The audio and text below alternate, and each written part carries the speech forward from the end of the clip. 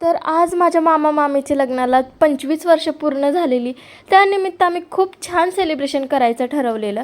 त्याआधी सकाळी मी सगळ्यात आधी साडीच्या प्लीट्स करून ठेवत होते, कारण ऐन कार्यक्रमाच्या वेळेला सगळ्यांचा गोंधळ उडतो. आणि आज तर घर खूप जास्त भरलेलं. आणि ही जी मामीची हेअरस्टाईल आहे ना, ती मी केली आहे. कशी वाटते ती मला कमेंटमध्ये नक्की सांगा.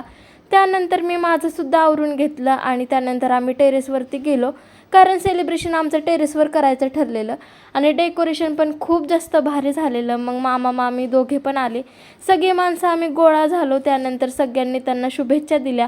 काहींनी खाली बसून दिल्या, काहींनी पुढे येऊन दिल्या. आणि त्यानंतर मामाने मामेबद्दलचं प्रेम सगळ्यांपुढं व्यक्त केलं. आणि मामीने गेले 25 वर्ष मामाला कशी साथ दिली ती सगळ्यांना सांगत होता मामा.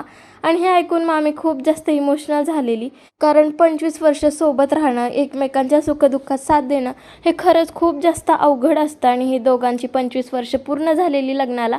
त्यामुळे आम्ही आमचा मेन कार्यक्रम केला, तो म्हणजे सेलिब्रेशनचा. दोघांनी छानपैकी केक कट केला आणि त्यानंतर मेन काम होतं ते म्हणजे जेवण करायचं.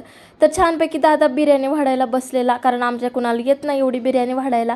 सगळ्यांची ताटं वगैरे वाढून झाल्यानंतर आम्ही सगळेजण जेवण करायला बसलो.